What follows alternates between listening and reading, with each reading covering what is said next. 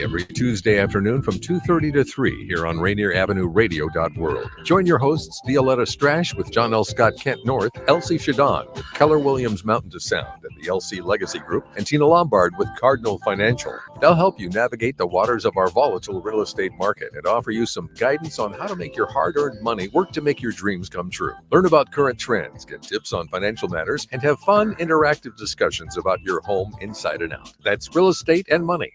Rainier Avenue Radio,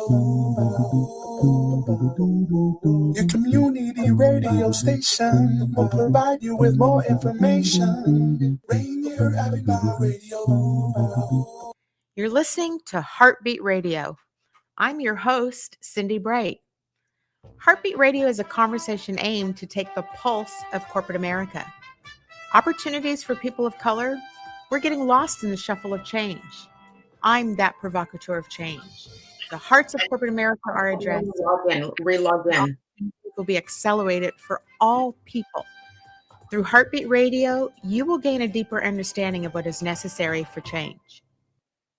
Good evening, everybody. Welcome to Heartbeat Radio. I am your host, Cindi Bright. I wanted to start the show off tonight. I actually prepared a written statement to read it to you because my heart was kind of shaken up quite a bit today. And so I just wanted to read this to you before we begin and before I introduce my co-host.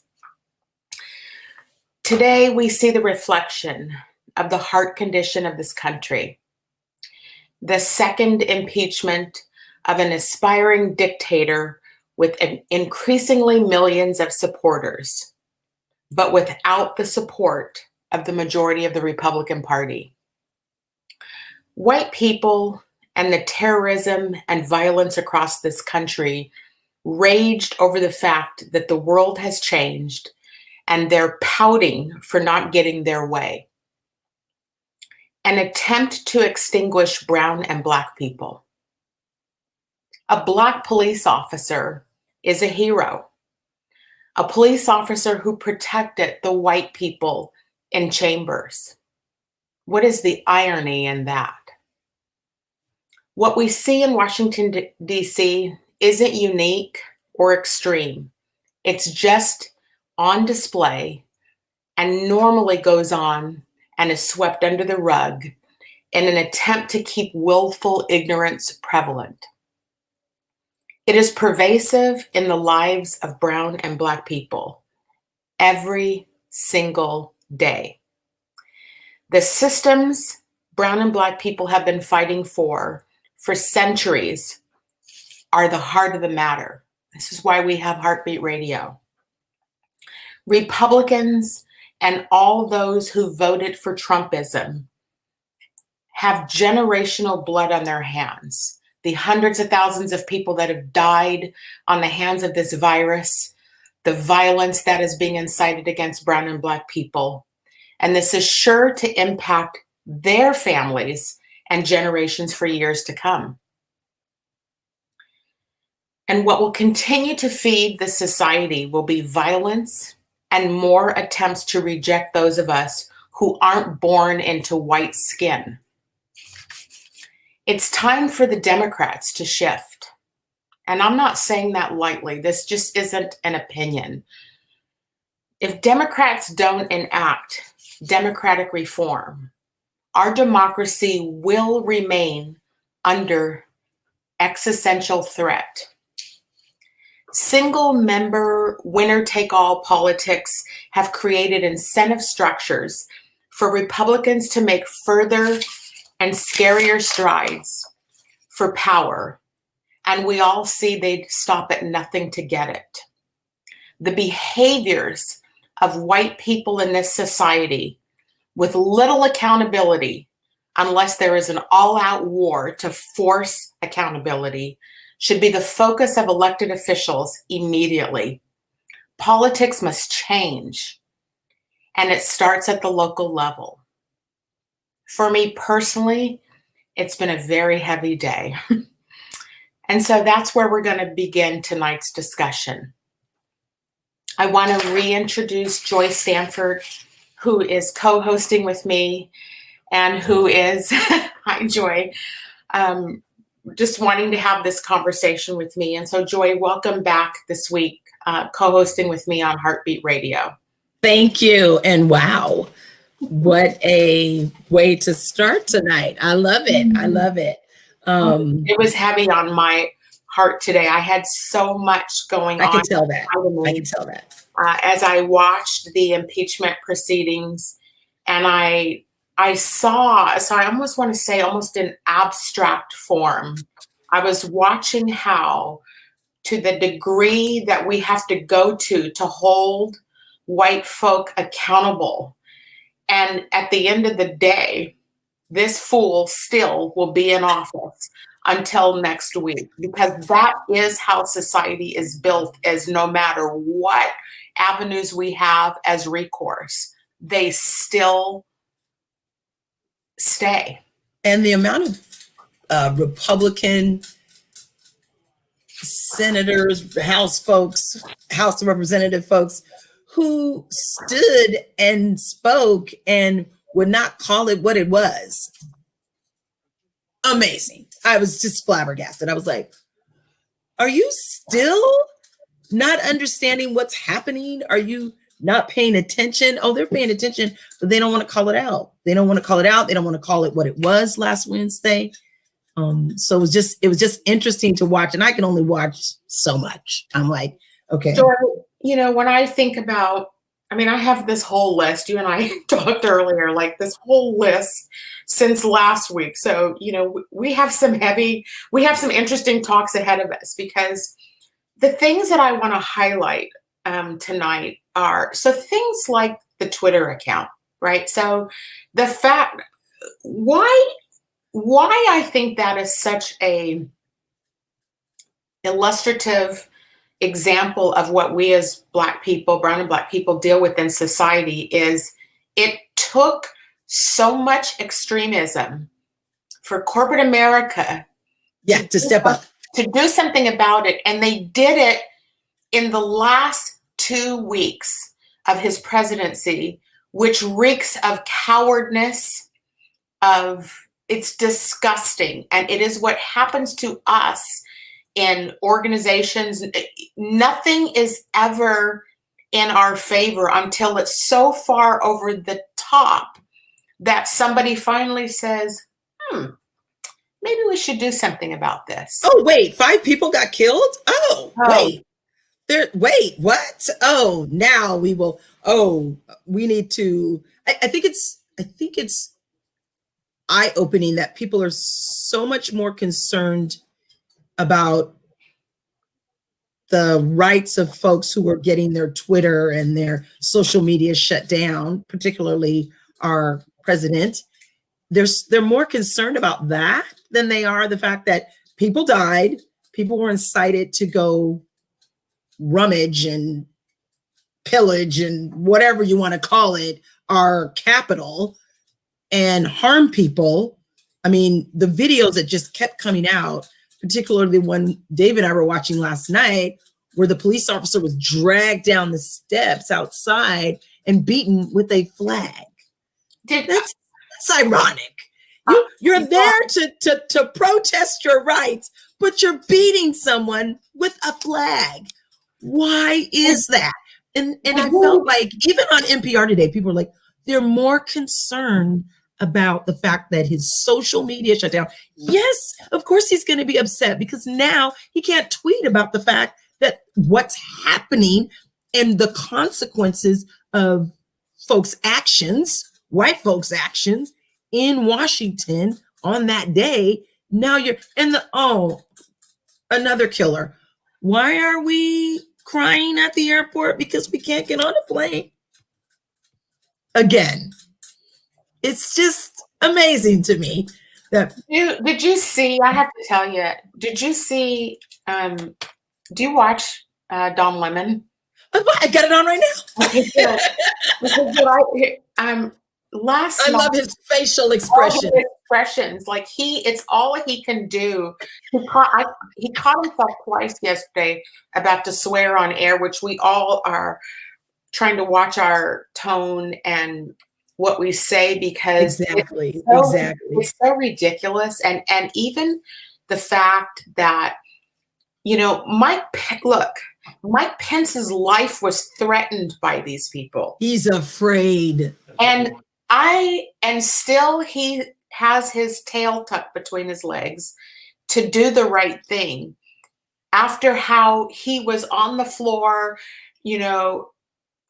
so if Black folks get it. So the Black people listening to this audience, we all know. But for the white folks who are starting to wake up to the WTF moments, if you take what you're seeing right now and understand it's a reflection of what our lives are like every single day. And have been for 450 years. And no one wants to hear it. And, I might burn under my saddle about corporate America because we've been saying this stuff forever. And it goes on deaf ears that because it is easier to stay on the side of comfort and safety. And, they're all afraid of him. Is it just me or, I'm not afraid of that fool. Well, sort. I don't want my public information out there because I know what these people are capable of, right? Exactly. My husband and I think that's why Mike Pence won't invoke the 25th because his family. He's afraid for himself and his family. This is a thought. 2021, and we are living in fear, and FBI warnings are all saying this ain't over. And we just saw that. We just watched that. They are saying there is more to come. And the fact that we have to investigate what was planned. This was a very planned and organized effort. If you didn't know that, because it seems to me lots of people knew that weeks ago that this was happening, and you had time to send in reinforcements as they were marching down the street, slowly, mind you, to get to the Capitol. You had time and you did nothing. And it's just little by little, it's coming out. White male audacity. The caucasity of it all. I got that from Levy Ajayi. Let me just say that. Let me hear that. Where credit is due. The caucasity of it all. I love that. I love that. And I was like, really? Oh. It's mind-boggling. And I know you said you've been watching corporate America, and I roam in the realm of nonprofits, and many of them have come out with great, just powerful statements over the actions that happened on January 6th. And many employees and many people who support these nonprofits are standing with them. And I love that. But corporate America, are we calling it what it was? Not so much. Well, I'm gonna, in the spirit of trying to have some hope here, I've been in conversations. We are going to have some major employers on Heartbeat, and the conversations I've been having, it's just been unbelievable, because I will say that on one hand, I will say they're trying. Yes, absolutely. The trying is at the deeper level. And I think the trying is coming from the folk who can see past the short-term view of the C-suite, which is focusing on shareholder return and money. The regular folk understand that the longer-term game is that we must deal with this now. And so my conversations that I have via my business is, I can't share it all on air, but I will tell you, it has been fascinating to say the least. It is, I want to say exciting on some levels, because even though it's taken this extremity to get them there, right, they are not at the line yet of change, but they're tiptoeing towards it and trying to figure out, how do we deal with this? And so change is hard, and we know that. And when money is involved, Yes. And, you have to, as a CEO, you are responsible for your shareholder returns. Yes. It's not as, pardon the pun, it's not as black and white as saying, let's just do this or let's just do that. So I would say that I can't wait for March is when there's going to be some heavier conversation. March and April on Heartbeat is going to bear some really interesting dialogue. Because it would be interesting to speak with those with corporate America to ask, what changes are you bringing forth? I would say to you and to our audience, if you go online and look at employersforequity.org, and it's the number 4, employersforequity.org, every major corporation has signed on to statements about Black people. Commitments, yes. We all know what that typically bears. But we also know that right now, with Democratic control, that they are facing tax changes that they've never had to deal with, and they know that Black agenda items are going to be coming down the pike. And so, turn it down. So, are you telling me to turn something down? No, my baby's calling me. Sorry. When the grandbaby calls, I try to answer, but I'm on a radio show. I can't answer. I can't answer right now. Mine just left the house here. So yeah, I totally hear what you're saying. I just find it so interesting how nonprofits are just doing this work so much differently than corporate America. Again, that's where I roam. Those are the circles that I'm in. And we're doing the grassroots work, a lot of us, with housing, with education, with transportation, with broadband, whatever the issue is, we're doing it at the grassroots level. So there's not a lot, there's money, but there's not a lot of money for some of these nonprofits, and they want to do what's right. And they know that doing what's right is equitable, particularly around the fact that their clients or the people that they're trying to serve, they want to be equitable too. So you got to be equitable first in your own house. So with your employees, and then as you bring forth those services, you want to make sure that it's equitable. And it's just interesting how it's just so much different in corporate America. It is. So yeah. Joy, did you catch also?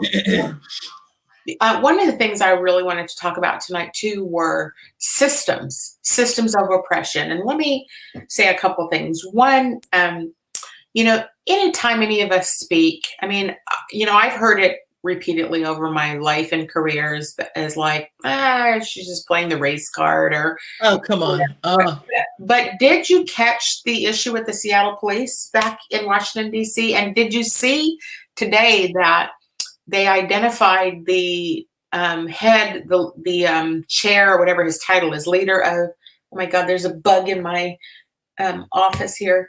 The head of the police union has been busted for all of his public statements that are, it's racist. I did not. I knew they had said that they had found that 2 police officers from Seattle were there at the protest, but I did not hear anything further. I didn't even know if they'd identified those 2. So, check out but don't you find it ironic? And again, just mind-boggling that now what's happening is folks, social media's posts and vitriol, I'm going to call it that, has now become public, which is already public if it's on social media, but now it's being widely spread that these people, this is what they posted, this is what they continue to post. So that doesn't surprise me. Because they said about him, I didn't even know about this app Parler before this past week. I didn't either. I mean, this is where the Klan hang out. Yeah, I know now. Including Seattle police officers, right? And so for all of what, when the community was fighting against or protesting for Black Lives Matter and police brutality, and we all had to watch on our feeds the whites who want to defend, not defund, police, and police protect them, and so the only filter that they have is for what they feel is valuable to them. But they don't understand that all the things that we've been saying are all coming out. Like, to see that happen today, if you are white and still in the place of putting your heels in the ground and saying, we don't support defund the police, because you believe that to be about not having police, because you haven't done your own damn homework about Thank you. If you care about, and maybe, I know for most part, many of them don't, but if you care about other folks, you will begin to see that the things we're all talking about. So do you see my post that I've been saying? Another mirror, right? Another mirror. Like, this is what we've been talking about. And none of you believe us, because for some reason, because we're born into this skin, you believe that we're inferior because you've been taught that we're inferior. But now everything is showing you, and I'm going to say it again. The Republican Party, I would not have said this years ago. From my perspective, the Republican Party, the difference was just about how business is done. It's just a difference of opinion. That's many years ago. These folks right now, and for all of you, if you are a Republican listening to my show tonight, shame on you. You have been the cause. You have contributed to what is happening right now, and none of us are going to forget it. And now the audacity of the white male to call for healing and unity. That was classic. What? All of a sudden you want unity? Excuse me, but yeah, no. You're going to accept your consequences of your actions, and you're going to, let's call it what it is, and stop, as what you all said last night, pussyfooting around the issue. We are going to call it what it is. And that's what kills me, is that people just won't step up and say, amazing though. Let me back up. Amazing how many people said, if those were brown and black people, they'd be dead. If those were brown and black people, which, first of all, we wouldn't do that because we have silent marches. Thank you, Martin Luther King Jr. Speaking of pussyfooting around without the foot, did you catch Mitch McConnell today? Oh, no, I didn't. Oh my gosh. Just the fact that, so here's the gross political stuff. Well, I'm not sure if I'm going, I'm thinking about, I haven't made a decision yet. Pussyfooting minus the foot, right? Like, this is what we all know to be true. He is a pig. And, watching his wife walk out before him of her position, and he still resign. Your wife resigned from working for the guy that you continue to defend, which now all of a sudden you don't want to defend him. Okay. But you're not sure what you're going to do. Okay. I see. Good job, Daniel. He just put that. Yeah, we don't need to see his picture. Good Lord. Just a complete atrocious, but he represents, I spoke yesterday to some folks down. It was actually a really good conversation. And we, I talked about it. It's just like Mitch McConnell, he's just a reflection of all these dudes that, I'm telling you, all these CEOs, I'm being a little flippant here, but who signed on to this Employers for Equity, they supported these fools before because they're getting all their tax breaks, right? And so they think we're stupid enough not to know. Yes. And not to pay attention. And so, corporate America has some real friggin' work to do because, and I'm hopeful, Me too. I am very hopeful that we can change the face to make it better for the next generation of Black and brown workers who are coming through the ranks, and that they don't have to be quiet like I felt like I was, or maybe you were, that they don't have to go through the experience that you went through. Because while I didn't go through your experience, there are just days I have just clear thought on something that happened and I didn't say anything. And I, like, at the heart, I knew it was wrong, or I knew I should have spoke up, and I didn't. And, you know, just remembering times when people say, you ask too many questions, Joy. We need you to not ask so many questions. My classic feedback, I'll never forget this.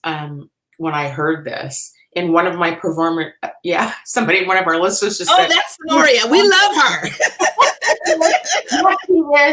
He is spineless as all can be.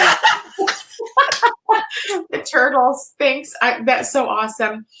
The feedback that I got one time is that, you know, Cindi is a muscle car inside of a Mercedes. I will never forget hearing that. No way. And I said, that's good, right? Like, that's a good thing, right? Like the fact that you see me as a Mercedes, but I have this muscle inside of me. You know, look, I've always been an outspoken advocate for people because for a variety of reasons, but that's right. Yeah. So, you know, here we are. The things that were going on back then are still going on right now. And so everything I fought for, sued for, paid the price dearly for, has all come full circle. So it's just an interesting time. And I will always go back to the fact that even when I was a little girl, my report card said, I don't know why Daniel can't see me. My report card said, Joy is always talking to her neighbor. She's very bossy. Those were leadership skills, people. Leadership skills. But my mom was like, oh, what? Stop talking to your neighbor. And I'm thinking, okay, but I was just making sure I was doing it right, or, you know, whatever the situation. And now I look back at those report cards and I'm like, I had such leadership skills, even when I was a little girl. Thank you. But they weren't considered that at the time. And is that because when you were young, you didn't have a tiara on and a princess dress, and you weren't taught you were a princess? Yeah, I think that's a huge distinction between where we see Black women now.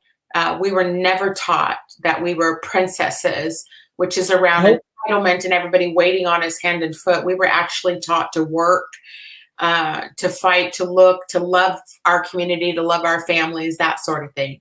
Right. Joy, let's take a quick pause because I know we're at the half hour. We'll take a quick break. No worries. All right. Okay. Half that up in Saks, I favor Black businesses. Assuming I'm rooting for everybody that's Black. Yeah. Yeah. Assuming I'm rooting for everybody that's Black. Yo. This is Paul Pearson, host of Star Time. And when I'm not translating the lyrics of Boogie Oogie Oogie for bored Europeans, I'm listening to Rainier Avenue Radio.world. This is your Rainier Avenue Radio.world community update on Seattle City Lights Utility Discount Program application. If you are impacted by COVID-19, otherwise known as the coronavirus, access the utility discount application online at seattle.gov/UDP for utility discount program, or call 206-684-3000. That's seattle.gov/UDP or 206-684-3000. Join Rainier Avenue Radio from 5 to midnight for Sunday evening sound sessions.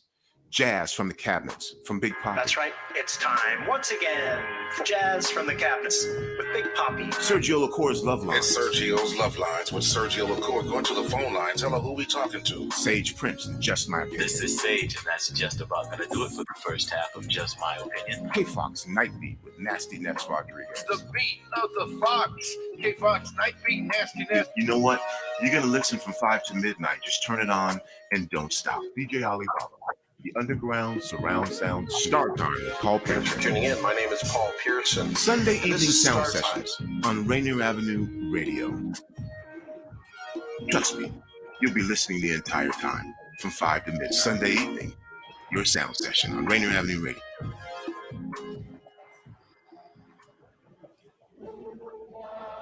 January 15th, Michael King is born in Atlanta. His father changes his name to Martin Luther King. At this time, I have the honor to present to you the moral leader of our nation, Dr. Martin Luther King, Jr.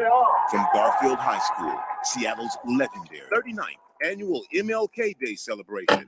Broadcast live on Rainier Avenue Radio. Monday, January 8th. The rally starts at 11. The march begins at August 28th, 1963.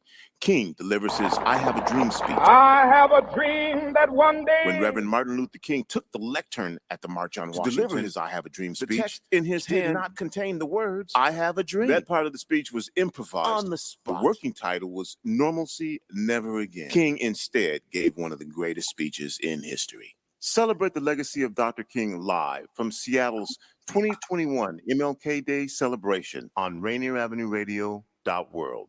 You're listening to Rainier Avenue Radio.world. Check us out on social media, Facebook and Instagram, Rainier Avenue Radio.world, and on Twitter at Rainier Ave Radio. That up in sacks, I favor black businesses. Assuming I'm rooting for everybody that's black. Yeah. Yeah. Assuming I'm rooting for everybody that's black. Yo.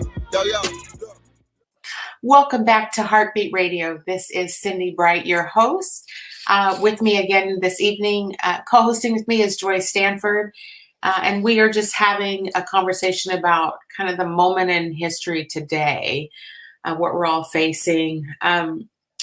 Joy, let me ask you this question. Did you hear in my opening statement how I talked about it's time for the Democrats to shift? And I said, if we don't enact democratic reform, our democracy will remain under existential threat.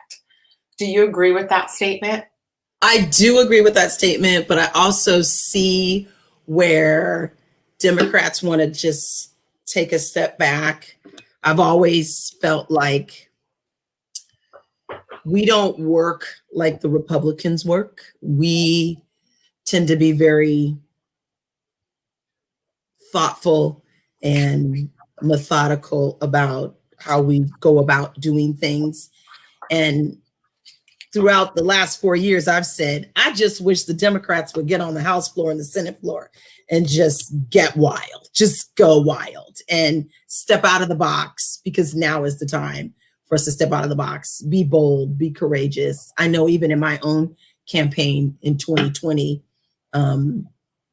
I knew that I would have to be different from my opponent. So different for me was the fact that I was willing to step out of the box and not always go with party lines, and be willing to take those hits and be willing to get, think creatively and think outside of those that party box lines, as they say. And so, I still go back to President Obama. I wish he'd been a little bit more thuggish as he was doing what he was doing. But I understand when you're trying to bring people along and make it so everyone can be a part of it. Let me ask this question, because, why I made that statement is when you look at the people, the women who, there are women mostly, the women who are fighting back in Washington, D.C. for our rights to... They're the only ones doing that. Well, yes. And it's the younger women that are being much more bold and progressive about what these, I don't even know the word I'm going to attach to these damn Republicans going forward. I'll come up with a good one. But, they are trying, what they have poisoned this country to believe is that all the benefits that they now have that we're trying to give to other people, they're putting the term socialism to that when it isn't. No. Basic human rights is not socialism, but correct. But 7 million people listen to that. Yes. I can't say the word that just came to the forefront. They listen to that narrative and believe it, and it's not going away. And so when I go back to democratic an existential threat we have to the party and to our democracy. I'm personally scared that first off, the people in charge are 80 years old and are only seeing the life that they have led.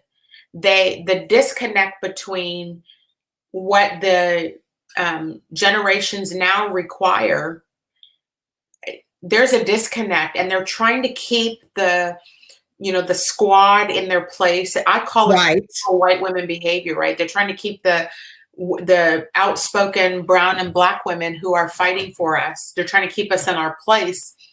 And if that continues, and now Pelosi's going to stay as the Speaker of the House, I think that's a huge problem for the Democrats. I just do. And I think it's a huge problem for the folks who are trying to make some change happen. Yes. If you want to know what the barrier is going to be our own people. And so that's why I'm saying the things like existential threat, because I don't see that they are going to pivot or change. And let's keep hope alive. Well, if we don't, and I can just tell you, just from local elections already, it's January 13th. And as we talked about on last week's show, you already see the same behaviors happening, even though all these leaders say that they're going to do something different and that they're going to bring an equity lens, but they're still allowing the same behavior. And so that's the stuff. If we don't start to nip it in the bud right now, or call it out, which is why we do. Call it out or call it out. Yeah. It's interesting. I'm in my own search for my next adventure as far as work. And so it is amazing how many jobs are now being posted around EDI work. And so that equity and diversity and inclusion, so many, again, nonprofits, as well as corporate America, are looking for that. And I'm like, well, so do you want lived experience or do you want, certified? Well, saying it, but but are we doing it? Because to me, that's checking a box. You got an EDI person, you hired an EDI person, you check the box, we're good. But the Twitter, I said this on LinkedIn. So the Twitter cancellation of the, I'm just going to call them heathens for the moment, right? The Twitter cancellation of the heathens was at the 11th hour. And so hiring diversity officers is at the 11th hour. And so if you can look at it in abstract and recognize that you can do that now, but so much damage is done. It's been done. Thank you. Now we have to rework all of it. And so here we are, good luck with your hiring strategy to try to bring Black folks into your organization, because we're not having it anymore. And we are fighting for our right and to be, I'm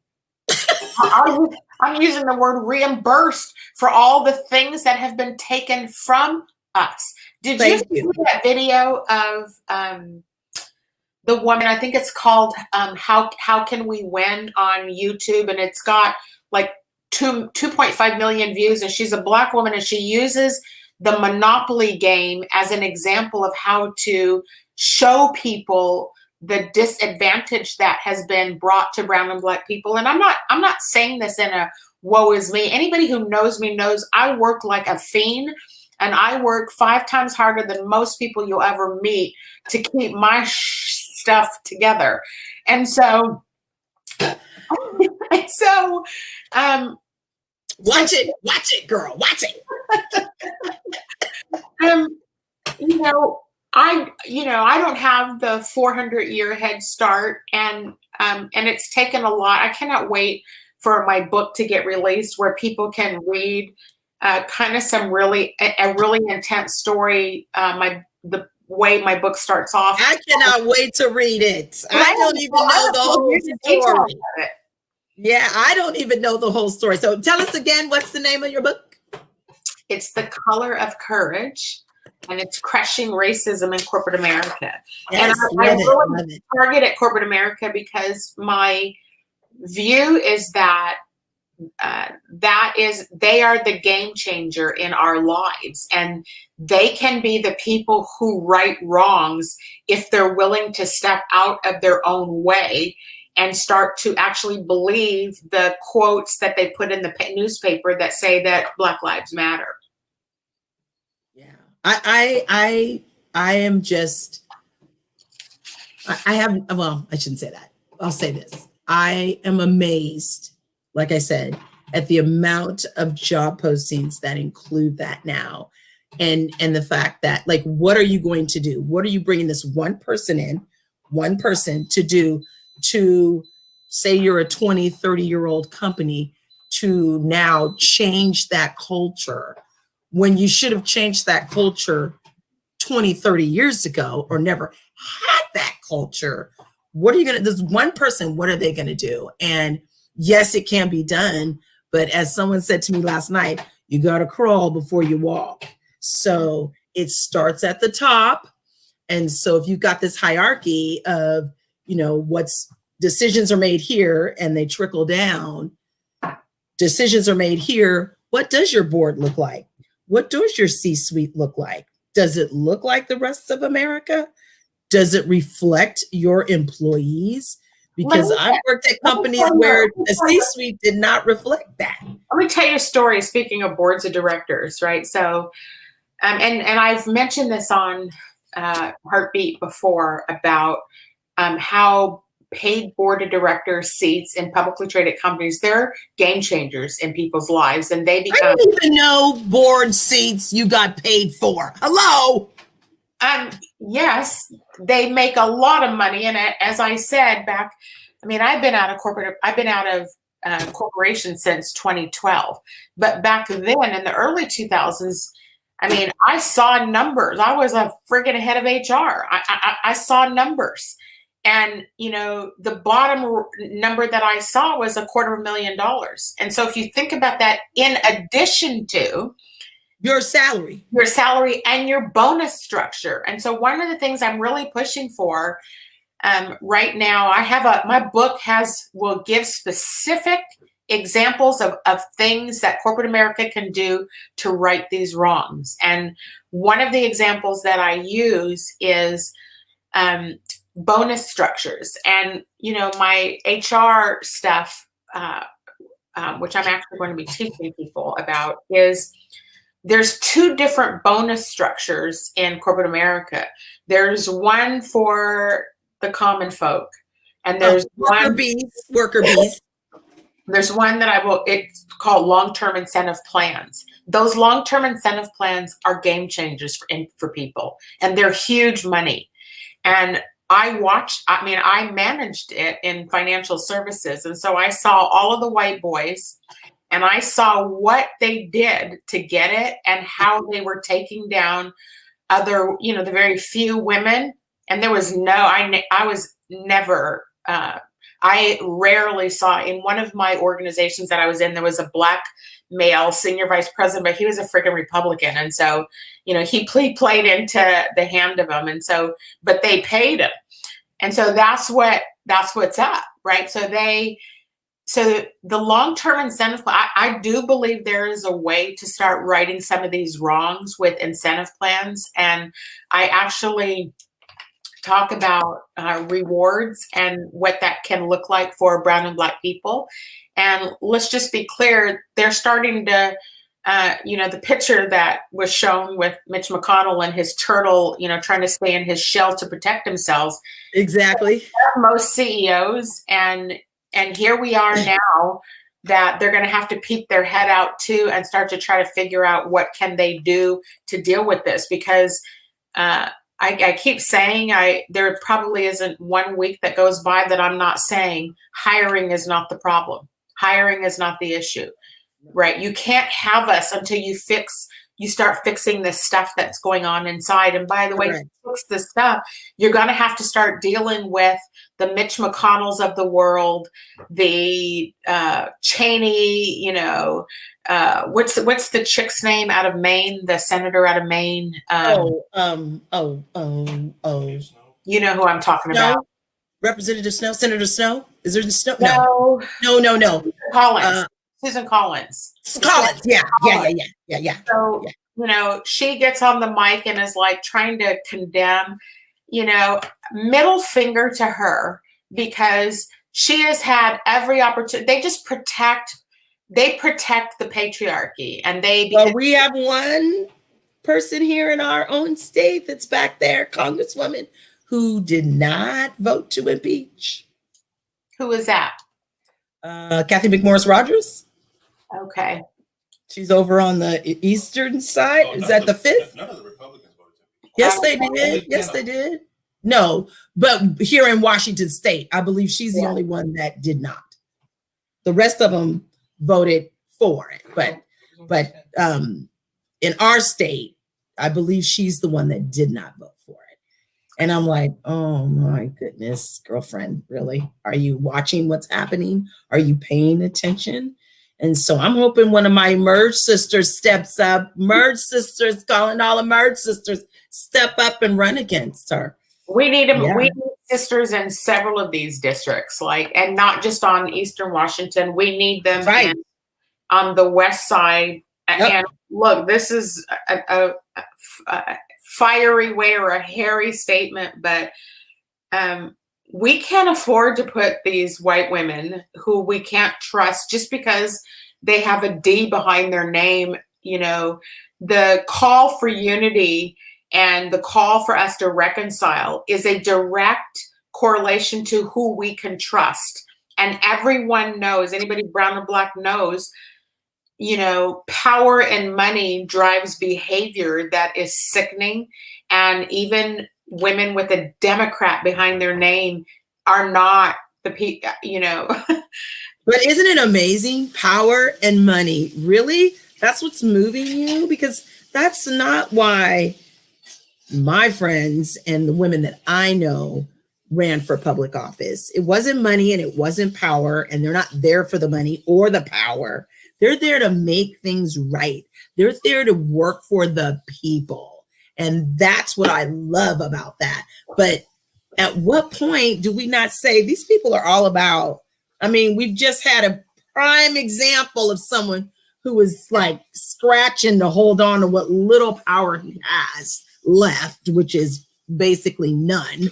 And we've seen the last 4 years how that's all transpired because of power and money. Lives have been ruined, careers have been ruined behind him. Almost said the wrong word, sorry, behind him. But as I don't understand where that comes from. He's just I keep using the term, he's just the mirror. Because he and you don't have to be a Republican to behave like that. That comes, you know, that comes on the lines of race also, because, you know, those who are born into white skin have been born into privilege, and the people that recognize their privilege do something about it, and the people who don't, look. It's not the people who are complicit in this. Those people who are not saying anything are making a stronger statement to those of us who are brown and black than those who. We know you're not with us. We know you're not supporting us. We know you do not stand toe to toe with us. We know that. Or that you're afraid to.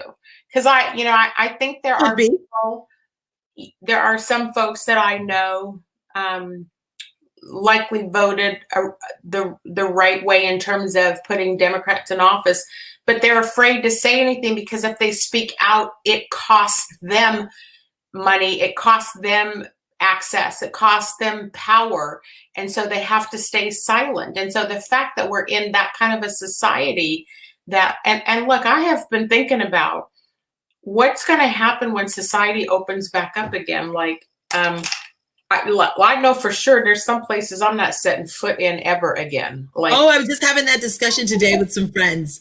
There are places I will not shop. I have my list. And let me just tell you, even my son was just like, really? You're not going to go in there? And I'm like, no. Not just because, look, I remember in 2016 sitting in a few of the Bellevue businesses, listening to them push how they're voting for Donald Trump because he's a business person. And I remember gagging over my whiskey, like, he's not a business person, he's a con man. Hello? And a bankrupt con man at that. He owes $400 million. The only reason they see that is because the only thing they care about is money. And yes, I've repeatedly said we all need money, but the relationship with money is what is sickening. And so when you will sell out your own mother to be able to have $1 so that you can live on top, you don't see a Loomis following a hearse, right? Like, you can't take you. And yes. At the end of the day, I'm getting some information here. Hold on. I think I'm getting, yes, Kathy McMorris Rogers was only state lawmaker who voted against impeachment. Jamie Herrera Butler voted to impeach. Yeah, she was voting for truth. And I did hear her speech. Thank you, Kristen Ang, Commissioner Kristen Ang, Pierce County Port Commissioner, who just sent me that text. I knew I remembered one did and one didn't. As far as women, I believe the other two guys did vote for the impeachment. But I loved Jamie Herrera Butler's speech when she said she was voting for the truth, because the truth will bring to light what needs to happen and will make it better. And I thought, okay, she gets it. Good. Thank you. Hello. But yes. So thank you, Kristen Ng, for sending me that. See, I think people are watching, Cindy. Yes. Oh God, Joy. It was such a just such a day today, right? It was. And now I just saw that Don Lemon had on Ariana Presley. So I'll have to go back and rewatch that, because we've been on the air and I didn't get a chance to watch that, but I will go back and rewatch that. Joy, there was something. She was in tears. Dave said, my husband said she was in tears, so now I have to really go back and watch that. I love her. No worries. I want to make sure I wanted us to end with a quote. And so would you like me to give you my quote now? You can. Yay. What is it? What is the quote that you wanted to share with our listeners today? I'm going to go with Maya Angelou, and when you know better, you do better. That was one of the quotes that I continually said during my campaign, and I think that needs to continue to be said.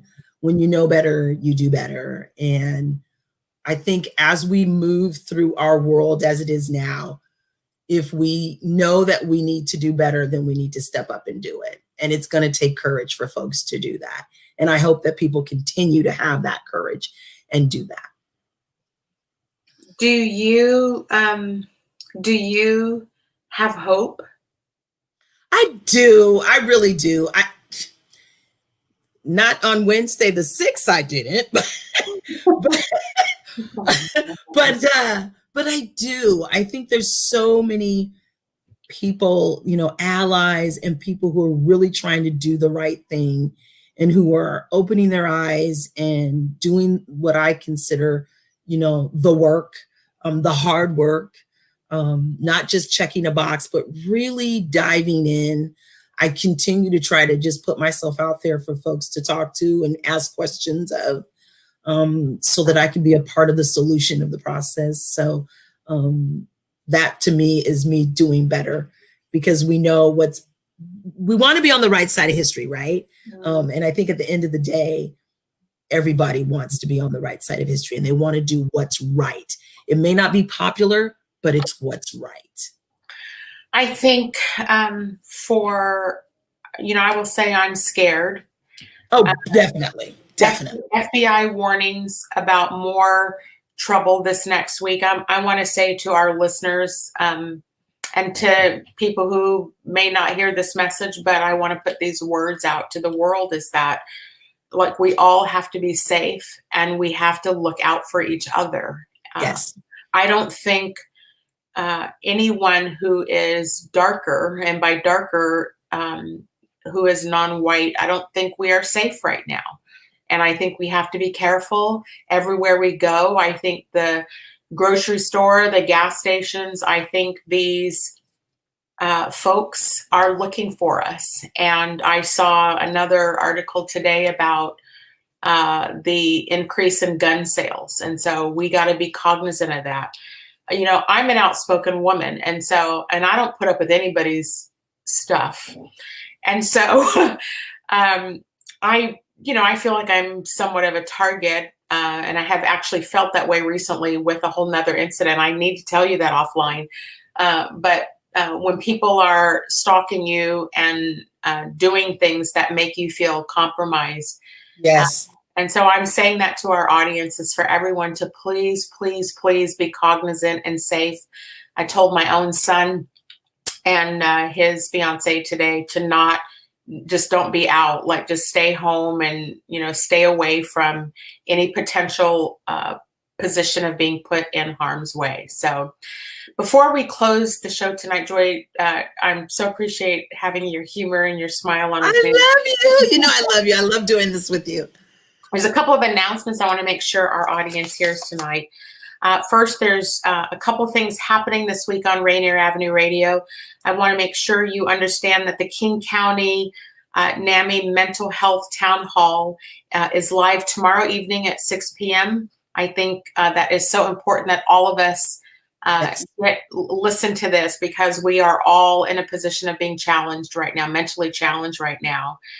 The other thing is that we have our 39th annual Martin Luther King Day celebration, march and rally on Monday, the 18th at 11 a.m. And we could not, this is a time that all of us have to just continue to step out, to continue to march and fight for the right things for all of us. And so to my listeners tonight, and to those who pick up the show after it is not aired, thank you so much for joining this conversation on Heartbeat.